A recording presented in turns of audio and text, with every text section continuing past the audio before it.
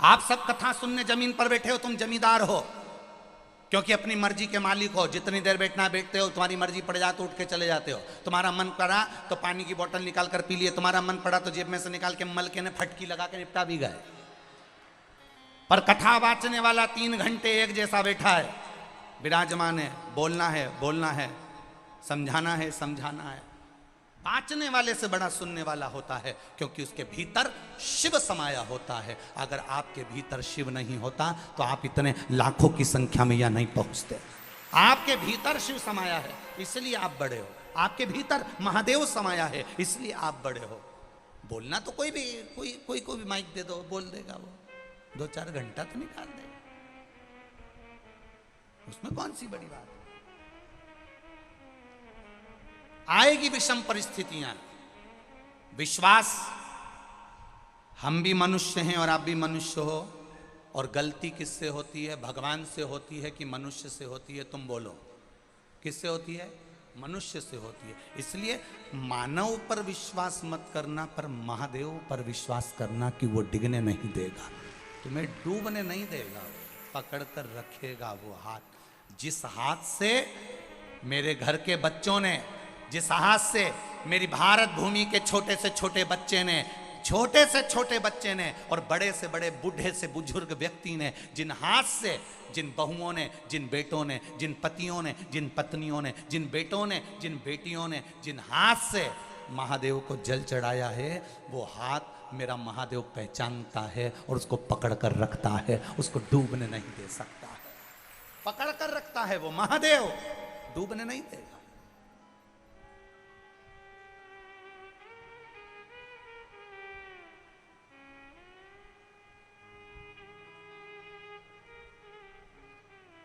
जब एक साधारण सा व्यक्ति केवल छूने से समझ जाता है कि इसकी भावना क्या है, बोलो रिजीजियों सही है कि गलत है? मेरे भाई बैठे हैं, वो भी अंदाजा लगा कर बोलना। अगर किसी व्यक्ति को मात्र छुआ जाए, उससे अंदाजा लगाया जा सकता है किसके अंदर चल क्या रहा है, इसके मन में क्या चल रहा है, किस भाव से छुआ तूने। उसी तरह महादेव को मात्र जल चढ़ाने से समझ में आ जाता है कि महादेव से तुम मांग क्या रहे हो, क्या कह रहे हो, क्या कहना चाहते हो, वो महादेव समझ जाता है। मेरा देवादिदेव महादेव समझ जाता है। करेंगे, दुनिया के लोग अपशब्द कहेंगे, ताने देंगे, गालियां देंगे, आड़ा टेढ़ा बोलेंगे, उनका काम है, वो बोलते रहने दो। अपना काम है शिव मंदिर में जाना, एक लोटा जल चढ़ाना, शंकर की भक्ति करना, शिव तत्व को अपने भीतर उतारना, उसके सिवाय कुछ नहीं, कुछ नहीं। बोल बम का नारा है, बाबा एक सहारा है, उसके सहारे जियो, उसके भरोसे जियो, भरोसे।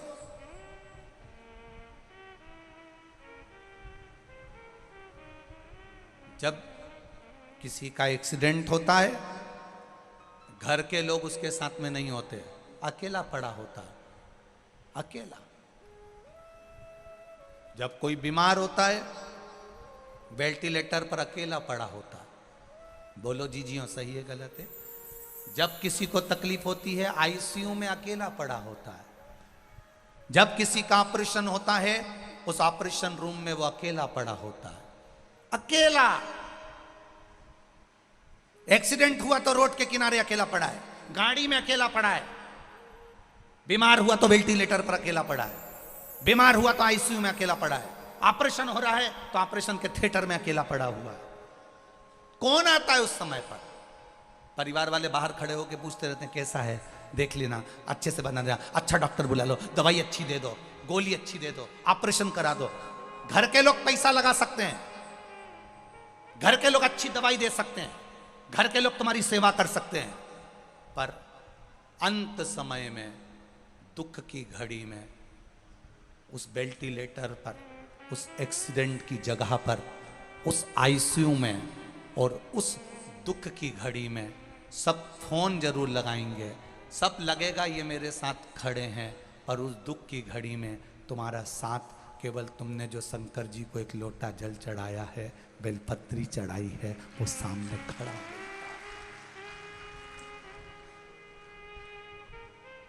अकेला मिलेगा, अकेला।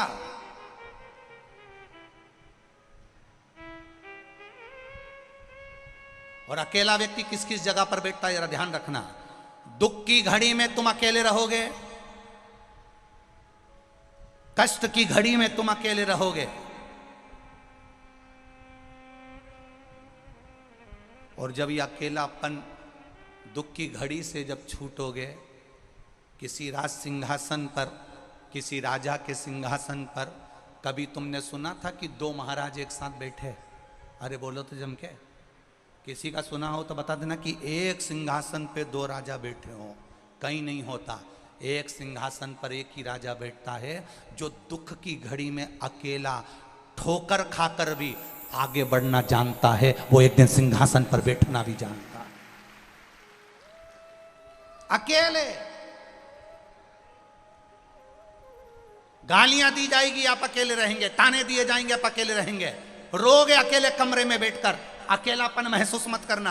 जिसने शंकर को जल चढ़ाया, शिव को जल चढ़ाया, जिसने शंकर का गुणगान गाया, जिसने कभी जिंदगी में शिव महापुराण की कथा सुनी, जिसने कभी शंकर का अनुमोदन करा, जिसने कभी शिव तत्व को जाना है, जिसने कभी शंकर का भजन किया है, कभी भूल से शिव महापुराण की कथा को टीवी पर सुन लिया, मोबाइल पर सुन लिया, या कथा के पंडाल में बैठकर सुन लिया, कभी अकेले मत समझना। जिस दिन तुम महादेव के पास चले जाते हो, दधीचि ऋषि ने अपनी धर्मपत्नी सुवार्च को कहा, जिस दिन बच्चा मां के गर्भ से जन्म लेता है और पृथ्वी पर उसको नीचे पटक दिया जाता है, जब भूमि पर पटका जाता है, कंकर शंकर उसका हो जाता है, वो अकेला नहीं रहता, मरते दम तक उसके साथ महादेव रहता है। मरते दम तक उसके साथ महादेव रहता है। महादेव एक क्षण के लिए भी अपने बच्चों को, महादेव अपने बच्चों को, अपनी संतान को, अपनी औलाद को, मेरा महादेव एक क्षण के लिए भी अकेला नहीं छोड़ता। हर क्षण हर पल वो आपके साथ है। बस अनुभव करिए, अनुभव।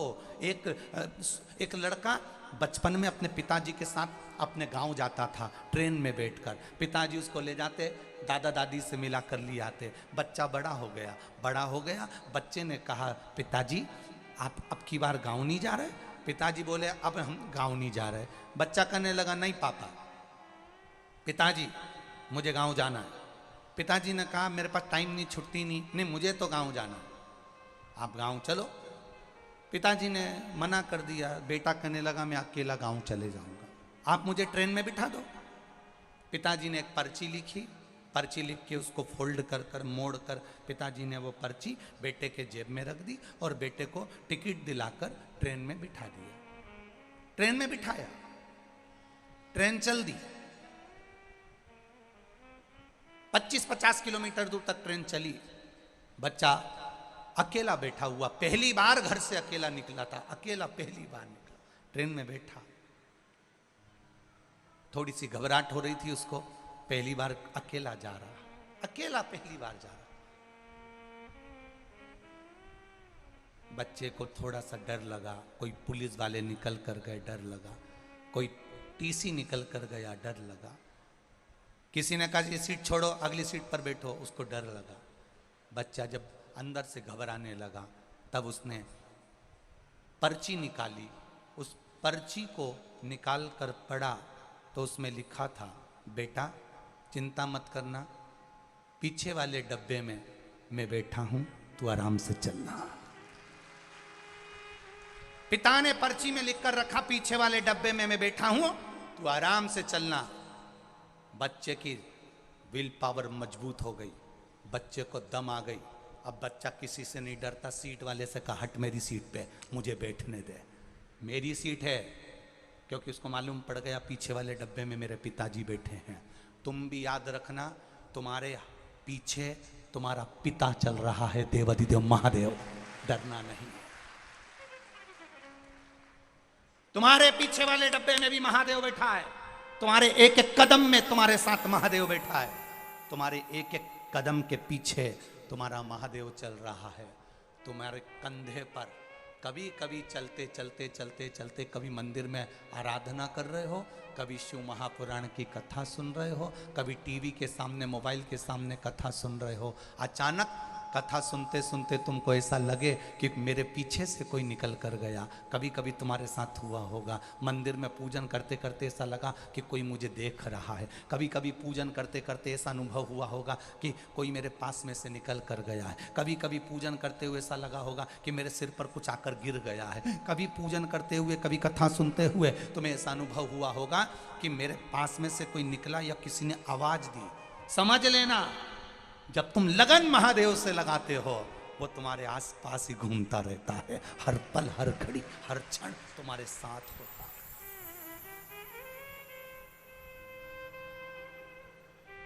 उस समय तुम्हें केवल जरूरत है, आएगा दुख, आएगी तकलीफ, उस समय तुम्हें जरूरत है उसको पुकारने की। बस दिल से कहना, बाबा कब आएगा, इतना पुकारा और मेरा देवाधिदेव महादेव तुम्हारे सामने आकर खड़ा हो गया सुख देने के लिए। इंतजार करेगा। कभी कभी रोमावली में से रोम खड़े हो जाते हैं जब उसका शब्द ना सुनते हैं। जिस समय रोम खड़ा हो, जिस समय लगे मेरा बाबा मेरे सामने खड़ा है, उस समय समझ जाना कि शंभू तुम्हारे सामने खड़ा है, साक्षी में खड़ा है, वो तुम्हारे सामने खड़ा होकर बोल रहा है। वो दूर नहीं है, वो तुम्हारे करीब में है, तुम्हारे पास में। लोग कहेंगे अब की बार फसल अच्छी नहीं आएगी, तुम कह देना महादेव है, गेहूं भी उसने लगाया, सोयाबीन भी उसने लगाया, चना भी उसने लगाया, मसूर भी उसने लगाई, सब उसी का तो है। वो है तो फिर क्या गम है। मुझे विश्वास है बंजर भूमि में भी वो बीज बो देता है, पत्थर में भी पौधे को उत्पन्न कर देता है। उसने अगर बीज दिया है तो पेट भी वही भर देता है। फिर क्या सोचना उसके, क्या सोचूं मैं उसके लिए। मेरा बाबा, मेरा देवाधिदेव महादेव, मेरा कुबरेश्वर महादेव, मेरा महाकाल राजा, मेरा ओंकारेश्वर, मेरा केदारेश्वर, मेरा भीमा शंकर, मेरा मल्लिकार्जुन, मेरा वैद्यनाथ कोई साधारण नहीं है। 12 ज्योतिर्लिंग का मतलब होता है ये 12 शरीर के जो अंग हैं, इसको मेरे महादेव ने संभाल कर रखा है। ये 12 जो शरीर के अंग हैं, इसको 12 ज्योतिर्लिंग के रूप में मेरे महादेव ने संभाल कर रखा है। जिह्वा पर शिव, श्रवण में शिव, नयन में शिव, वाणी में शिव, हृदय में शिव, हस्त में शिव सेवा, चरण में शिव का द्वार, सब शंकर की एक आनंदता है। आप अपने घर में ऐसा कटोरी को उल्टी रखकर पानी चढ़ाकर पीकर देखना, स्वाद नहीं आएगा। किसी शंकर जी के मंदिर में सारी सेवा हो गई, मंदिर का शिवालय भी पूरा साफ हो गया, मंदिर का शंकर जी पूरे साफ हैं, उसके बाद तुम एक लोटा जल चढ़ाना और उस जल को झेल कर घर में लाकर पी कर देखना, उसमें अपने आप दूसरा स्वाद आने लगेगा। शंकर पर जल चढ़ते से जल का स्वाद